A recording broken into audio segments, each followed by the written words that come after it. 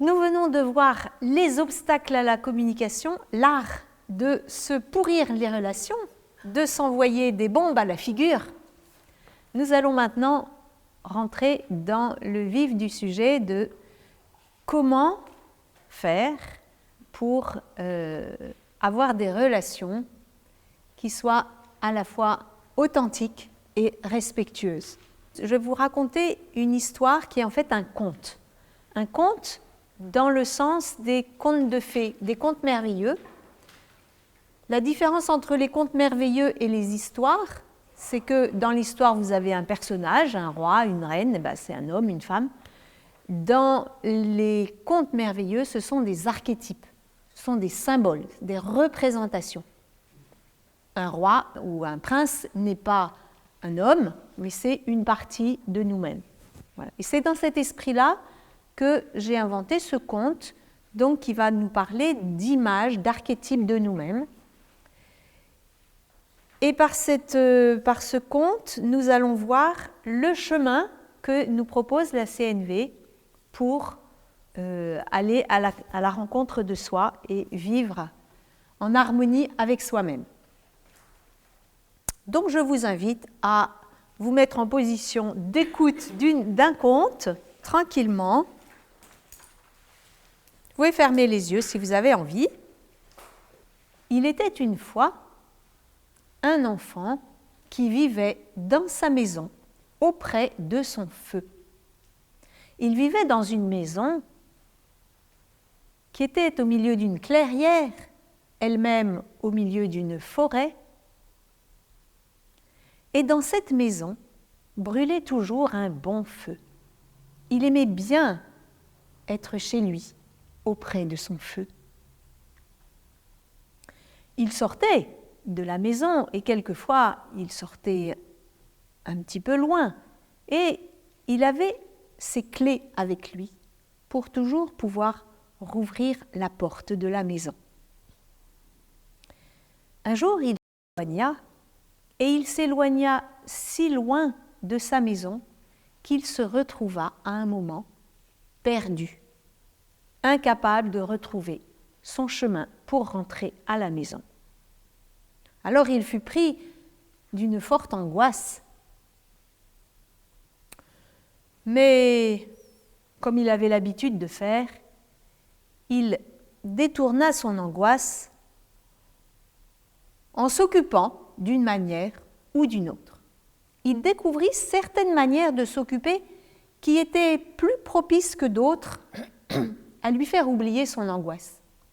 Alors, de préférence, il revenait vers ces occupations-là, qui lui faisaient oublier qu'il était perdu et dans un profond mal-être d'être loin de chez lui. Mais le soir venu, il eut beau exercer toutes les distractions qu'il voulait, la nuit tombait et il se retrouvait avec ses angoisses. Et là, il lui fallut vraiment chercher comment faire. Il regarda autour de lui et vit un arbre plus haut que les autres, un arbre qui dominait la forêt. Alors, il escalada l'arbre, grimpa à son sommet et de là, il regarda tout autour de lui. Bientôt, il découvrit un petit point lumineux au milieu d'une clairière et il comprit que c'était son chez lui. Alors il repéra bien la direction, descendit de l'arbre et se mit en route dans la direction de son chez lui. Mais sur la route, sur son chemin dans la direction de la maison, il y avait des troncs d'arbres couchés, parfois des lianes entrelacées, parfois des ronces, parfois un ruisseau, où pour franchir le gué, il devait s'éloigner et faire quelques virages, si bien que régulièrement, il perdait la direction. Mais il avait compris comment faire. Il cherchait de nouveau un arbre plus haut que les autres, il prenait de la hauteur, repérait la lumière de la maison, redescendait de son arbre et de nouveau se mettait en route. Et c'est ainsi que peu à peu, il s'approcha de chez lui. Et bientôt, il se trouva dans la clairière, devant la maison. Quelle joie ce fut! Et quel étonnement de voir des formes danser dans l'herbe. Il s'approcha et comprit que ces formes qui dansaient, c'étaient en fait les flammes du feu qui brûlait dans la cheminée, qui se reflétaient à travers les fenêtres. Parce que la maison avait des murs et c'était difficile de voir le feu, puisqu'il y avait les murs. Par contre, à travers la fenêtre, on pouvait en avoir une idée, un aperçu, une information.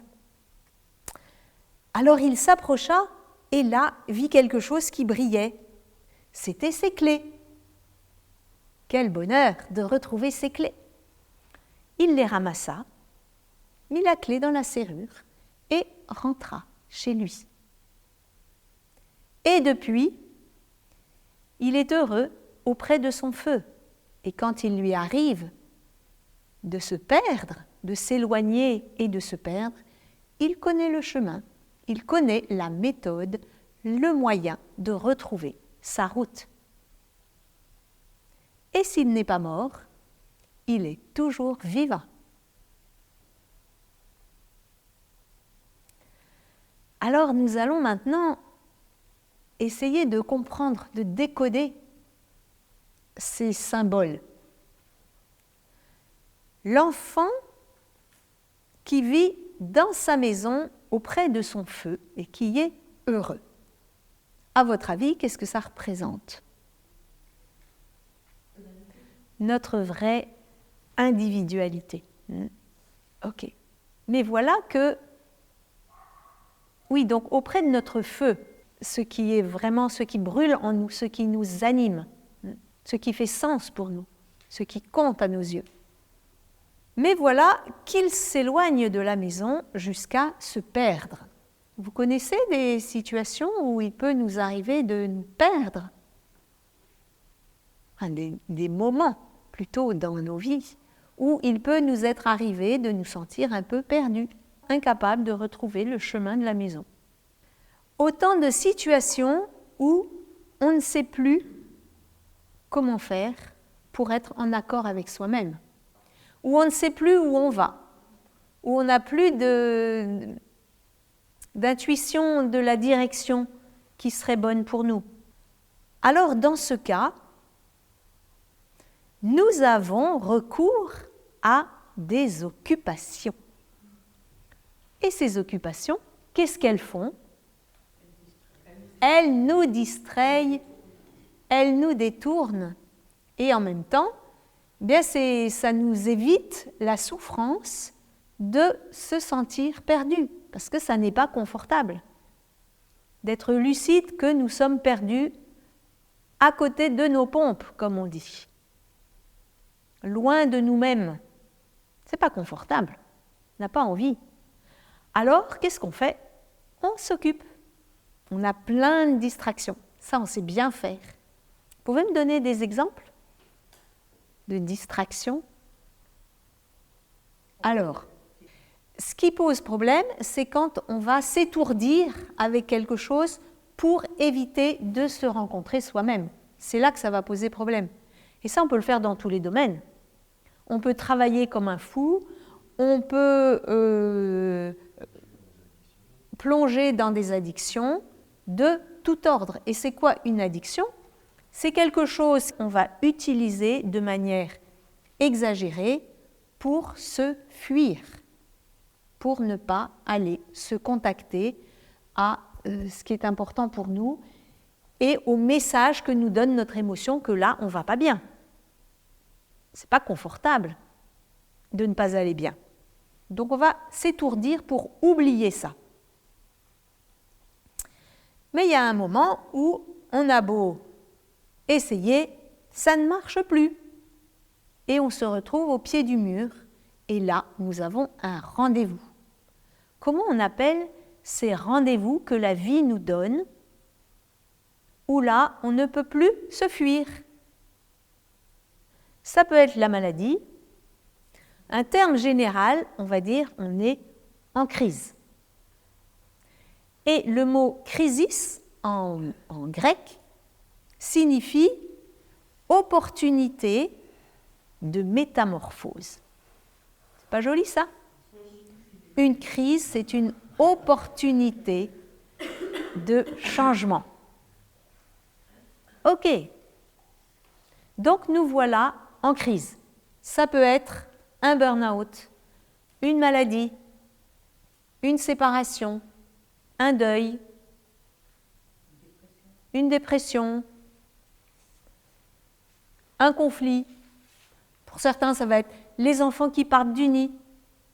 Voilà, il y a beaucoup de personnes pour qui c'est problématique, c'est un rendez-vous avec soi-même. Et ça peut être plein d'autres choses qui sont un peu des signaux, des cloches qui disent « Hé, est-ce que tu peux un peu faire le point avec ta vie ?» Et donc là, c'est là qu'arrivent les 4 étapes du processus de Marshall-Rosenberg. Donc, notre enfant ne peut plus échapper à son mal-être, et là, il lui faut trouver une solution. Donc, première étape, qu'est-ce qu'il fait l'enfant? Il repère un arbre plus haut que les autres. Et il grimpe. Ça va lui permettre de prendre de la hauteur. On peut dire que dans la forêt de nos émotions, on est là. On est submergé par nos émotions. Donc là, il va mettre la tête hors de l'eau et prendre de la hauteur. Et de là, prenant de la hauteur, il va repérer une lumière. Et donc, il sait que c'est la direction pour se reconnecter à lui-même. Donc, il va dans cette direction, mais il y a des obstacles, parce que ce n'est pas tout simple de revenir vers soi. De nouveau, il y a des obstacles qui viennent nous faire perdre un peu notre route, et de nouveau, nous avons à choisir et rechoisir encore de garder notre cap. Il s'approche et il voit des flammes qui dansent sur le sol. Alors, qu'est-ce que c'est ça? Le feu, il brûle dans la cheminée. La cheminée, elle est cachée par le mur de la maison. Donc, on n'a pas accès direct pour voir le feu. Par contre, le feu, on voit sa lumière par la fenêtre. La fenêtre, c'est la petite ouverture pour aller voir ce qui se passe à l'intérieur de la maison. Et cette fenêtre, elle va donc nous donner l'information qu'il y a du feu à l'intérieur. Alors, on a vu que le feu, ça peut être ce qui brûle à l'intérieur de nous, ce qui nous anime, ce qui nous met en vie, ce qui nous rend vivants, ce qui nous rend ardents. Ce sont ce qu'on appelle nos besoins, nos aspirations profondes, tout ce qui fait sens pour nous. On n'y a pas forcément accès directement. On y a accès grâce à quelque chose en nous qui nous donne une information sur ce qui se passe à l'intérieur de nous. Quelque chose qui nous dit, là, il y a un besoin en souffrance. Là, il y a un besoin qui est comblé. Vous avez une idée de ce que c'est? Les émotions, absolument. Les émotions sont des signaux, des messagères qui nous disent il se passe quelque chose dedans. Si je suis triste, c'est qu'il se passe quelque chose dedans. Ce n'est pas parce qu'il y a quelque chose à l'extérieur qui est triste que je suis triste.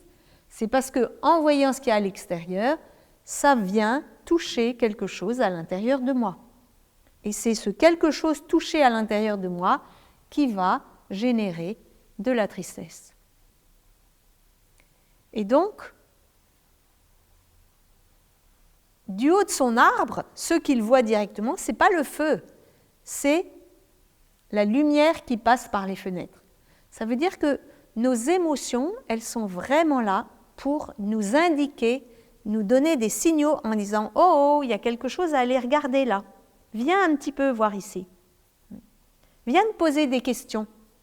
Viens me demander pourquoi j'ai peur, pourquoi je suis triste, qu'est-ce qui me met en colère. » Et voilà que dans la lumière, il retrouve ses clés qui brillent dans l'herbe. Alors les clés, à quoi ça sert des clés? Ça sert à ouvrir des portes. Et là, en l'occurrence, ça va servir à rentrer chez lui. Et comme vous pouvez voir, eh bien, des clés, on peut en avoir beaucoup. On peut en avoir tout un trousseau. Et les clés, c'est un symbole pour parler de tous ces moyens que nous pouvons mettre en œuvre pour revenir chez nous, pour nous retrouver, pour nous reconnecter à nous-mêmes. On va voir qu'il y a beaucoup de moyens qui sont possibles pour faire cela et on va travailler ça évidemment ce week-end. Une fois qu'il est rentré chez lui, qu'il a récupéré ses clés, son pouvoir d'acteur, son pouvoir de trouver les bonnes stratégies pour se reconnecter à lui-même, alors il peut vivre heureux auprès de son feu, heureux en lien avec lui-même, en connexion à lui-même, connecté à son essentiel, et il va pouvoir parfois se perdre, parfois aller dans des distractions, et à chaque fois, il sait comment revenir à lui. Parce que dans nos vies, nous ne sommes pas des Bouddhas, nous ne sommes pas des gens qui méditons 8 heures par jour, nous ne sommes pas toute la journée reliés à notre être profond. Il y a des moments où nous allons nous éloigner ou nous quitter, et en même temps, il est essentiel de garder le lien. De garder le lien et d'y revenir aussi souvent que possible pour rester alignés, alignés dans notre axe. Eh bien, c'est ce chemin que nous allons voir ce week-end. 4 étapes. La première étape, grimper dans l'arbre, prendre de la hauteur. Deuxième étape, repérer les fenêtres qui laissent passer la lumière. Donc, nous rendre attentifs à nos ressentis, à nos émotions. Les questionner, déjà les sentir, les accueillir, les exprimer, et les questionner pour leur demander de quoi tu me parles. Troisième étape, entendre de quel besoin mes émotions me parlent.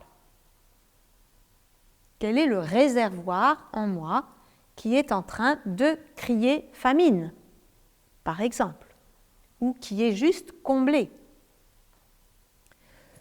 Une fois que j'ai conscientisé qu'est-ce qui en moi avait faim et soif, eh bien, quatrième étape, quelle clé vais-je utiliser pour le nourrir, pour remplir ce besoin, ce réservoir? Eh bien, ce sont ces 4 étapes que nous allons donc travailler dès maintenant. Et ce module 1, c'est en fait l'art de se reconnecter à soi, de comprendre comment nous fonctionnons et comment nous pouvons retrouver cette reliance à nous-mêmes. Et en même temps, une fois que nous avons de la clarté sur ce qui se passe en nous, eh bien, nous pouvons aussi l'exprimer à l'autre. Dire à l'autre, dans un langage compréhensible, accessible et recevable, qu'est-ce qui se passe pour nous? Pourquoi c'est compliqué pour nous quand l'autre me parle comme ça, il me dit ça ou me demande telle chose? Pouvoir mettre des mots pour se faire comprendre d'une manière qui soit vraiment recevable. Voilà pour ce module 1. Donc quand nous avons compris comment faire pour nous relier à nous-mêmes et prendre soin de nous, eh bien, vient le module 2. L'autre, il fonctionne comme moi, en fait. alors est-ce que je peux me mettre à l'écoute de ce qui est vivant chez l'autre, de ce qui se passe chez l'autre? Quand l'autre crie, quand l'autre me crie dessus, est-ce que je suis juste à dire, à faire ça ou à lui répondre? Ou alors est-ce que je peux me poser la question, c'est quoi le signal lumineux qu'il me donne là? Et de quel besoin ça parle? Qu'est-ce qui se passe chez lui qui le met dans un tel état? Et c'est ce qu'on appelle l'écoute active, l'empathie, se mettre dans le monde de l'autre, prendre les lunettes de l'autre pour regarder avec les filtres de l'autre, ou alors se mettre dans ses chaussures. Quand nous avons appris à nous relier à nous-mêmes, module 1, à nous relier à l'autre, module 2, vient le module 3 qui est comment on fait quand c'est compliqué. Parce qu'il y a moi, il y a toi, mais entre les deux, parfois il y a du conflit. Et parfois ça va m'obliger à mettre des limites, à dire non, ça, je ne suis pas d'accord. Ou à entendre quand l'autre me dit ses limites. Et puis, nous pouvons avoir des besoins tout à fait différents et apparemment conflictuels. Comment faire pour nous rencontrer et trouver des solutions qui soient respectueuses des besoins de chacun et qui soient coopératives? Donc on va vraiment chercher pendant le module 3 à sortir des rapports de domination, de pouvoir et à rentrer dans des rapports de coopération et de respect les uns des autres. Pour créer un monde auquel nous aspirons tous plus ou moins consciemment, un monde où chacun a sa place pleinement et où chacun prend sa place et laisse à l'autre aussi sa place.